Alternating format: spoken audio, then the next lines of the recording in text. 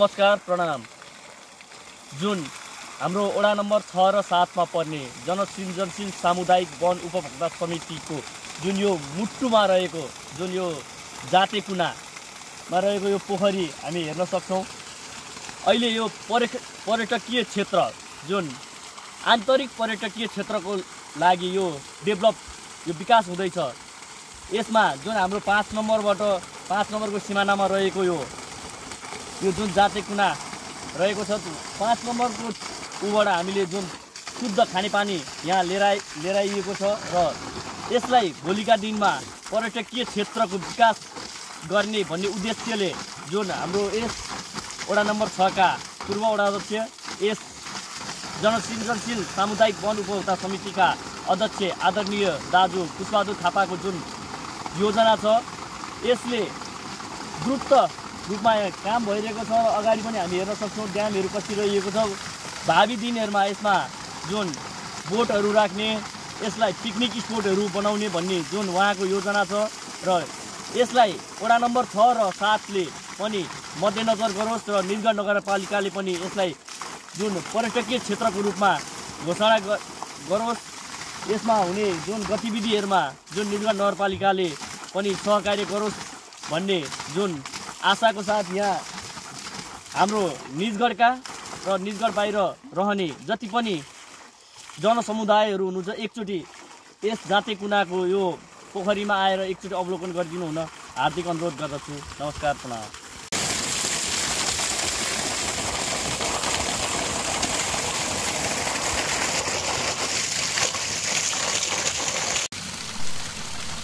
यति मनमोहक जुन जाते कुनाको यो शुद्ध पानी वडा नम्बर 5 को जुन वनबाट लिएर आइएको छ र यो पानी हामीले यो पोखरीमा जम्मा गरेर विभिन्न पशु पन्छी तथा जनावरहरूलाई एउटा पानी खाने एउटा वातावरण पनि क्रिएट भएको छ।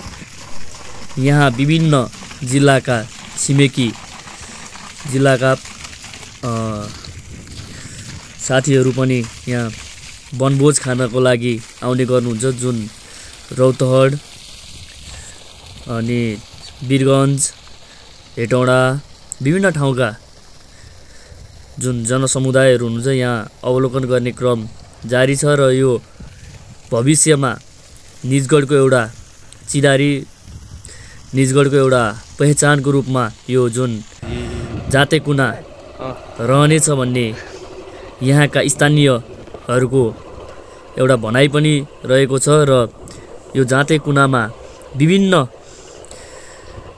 तरिकाले मानिसहरू आउने गर्नुहुन्छ। कसैले ड्राई पिकनिकको रूपमा आउनुहुन्छ भने कसैले फ्यामिलीको रूपमा आउनुहुन्छ, कसैले साथीहरू रमाइलो जमघट गर्नको लागि यस ठाउँमा आएर जुन यो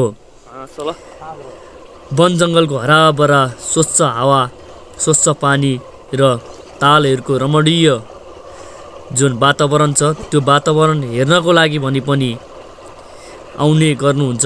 त्यसैले हामी पनि एकपटक यस जाते कुनाको अवलोकन गरौँ र यसमा भएका विभिन्न वन जङ्गल, जडीबुटीहरू, विभिन्न पशु पन्छीहरू र यहाँ रहेका धेरै चिजबिजहरू छ, त्यसलाई अवलोकन गर्नको लागि हजुरहरू आउनुहुनेछ भन्ने हामीले अपेक्षा राखेर यो भिडियो जुन बनाएका छौँ र देख्न सकिन्छ विभिन्न पोखरीलाई संरक्षण गर्नको लागि साइडमा जुन वालहरू लगाइएको छ, ड्यामहरू कसिएको छ। यो चाहिँ जुन प्रदेश सरकार, सङ्घीय सरकार तथा भू संरक्षणबाट बजेट छुट्याइएर वहाँबाट आएका जुन बजेट छ त्यो बजेटले काम गरिएको छ र निजगढ नगरपालिकाको नै यसमा ध्यान गएको छ भन्ने हामीले सुनेका छौँ र निजगढ नगरपालिकाबाट पनि केही रकम परेको छ भन्ने सुनिएको छ। यसमा चाहिँ हाम्रो भविष्यको दिनमा यहाँ मन्दिर स्थापना गर्ने भनी अहिले जुन नेपालको झन्डा, त्रिशूल, विभिन्न देवी देवताहरूको मूर्तिहरू राखिएको छ र भोलिका दिनमा यहाँ मन्दिर स्थापना हुनेछ। यस जातिकुना क्षेत्रमा धेरै वर्ष पहिलादेखि बस्दै आउनुभएका एकजना अग्रज व्यक्तित्व जो हुनुहुन्छ, उहाँले चाहिँ लगभग 10 वर्ष अगाडिदेखि नै यस वन क्षेत्रमै बसेर आफ्नो जीविका पार्जन गर्नुभएको थियो र उहाँ बस्नुभएको कुटीको मैले तपाईँहरूलाई अवलोकन गराइरहेको छु। उहाँ यस स्थानमा बस्नु हुनेछ र विभिन्न निजगढको ठाउँहरू पनि उहाँ गए। जुन हामीले यो जङ्गलबाट यो पोखरीको भ्यू खिचिरहेका छौँ र हामी हेर्न सक्छौँ तालको भ्यू हाम्रो कस्तो मनमोहक छ। यति सुन्दर छ कि, यति कञ्चन छ कि यो पोखरी। यो गर्मी महिनामा त नौ लाग्ने एउटा सुन्दर पोखरी रहेको छ। त्यसैले हामी अवश्य पनि एकचोटि यो वन क्षेत्रमा जुन श्री जनसृजनशील सामुदायिक वन हो, यो वनमा चाहिँ एकचोटि अवलोकन गर्नुहोला। यो पोखरीको अवलोकन गर्नुहोला, यो जाँते कुनाको अवलोकन गर्नुहोला। यसमा धेरै मनमोहक कुराहरू छन्, धेरै कुराहरू हामीले यसमा मिस गर्नेछौँ र यहाँ जुन शुद्ध खानेपानीको लागि समाजसेवी काजी दाईले जुन मूल जुन फुटेको थियो त्यसलाई संरक्षण गर्नको लागि यहाँ केही संरचना बनाउनु भएको छ र भोलिका दिनमा यसलाई जुन माथिबाट जाली राखेर यसलाई शुद्धिकरणको लागि पनि उहाँको पहल रहनेछ भन्ने हामीलाई उहाँले जानकारी दिनुभएको छ। हेर्न सक्छौँ हामी यो सबै यो पुरै। अब हामी फर्किँदैछौँ तालबाट। हेर्न सक्नुहुन्छ तालको दृश्य। यसमा अझै काम हुन बाँकी नै छ। सम्पूर्ण काम सिद्धिसकेपछि यस तालमा पनि हाम्रो बोट चल्नेवालामा छ अनि त्यसमा नै अहिले काम हुँदैछ। यो चाहिँ निजगढको यो मुटुमा रहेको हाम्रो निजगढमा जुन 13वटा वडा छ त्यसमा पनि जाते कुना भनेर चर्चित रहेको छ।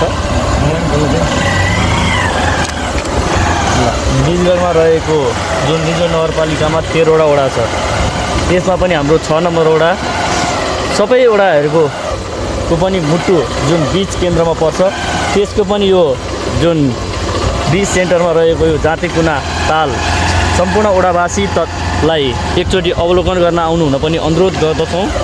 तथा देश तथा विदेशमा रहनुहुने जति पनि जनसमुदायहरू हुनुहुन्छ उहाँहरूलाई एकचोटि अवश्य पनि आउनुहोला र यसमा तपाईँहरूले मेरो तर्फबाट केही काम गर्छु भन्नुहुन्छ भने त्यो पनि तपाईँहरूलाई हामी सहकार्य गर्नेछौँ। वनसँग पूर्व वडा अध्यक्ष तथा वन अध्यक्ष पुष्पबहादुर थापा। यो ड्यामलाई अलि व्यवस्थित बनाउनको लागि हाम्रो यहाँनिर पक्का बनाइएको छ। हेर्न सक्नुहुन्छ यसमा। यो ड्यामभन्दा यता पनि हाम्रो पोखरी भन्ने कार्यक्रम भइरहेको छ। यसमा ठुलो पोखरी खनिँदैछ। देख्न सक्नुहुन्छ यहाँनिर काम क्रमै छ। तपाईँ कहाँनिर बस्नुहुन्छ? यहाँनिर हाम्रो नयाँ पोखरी निर्माण हुँदैछ। हेर्न सक्नुहुन्छ यो सम्पन्न भइसकेको छैन। यसको केही दिनपछि सम्पन्न भएपछि यसको बाँकी अपडेट त हजुरहरूलाई फेरि प्रस्तुत गर्ने नै छौँ।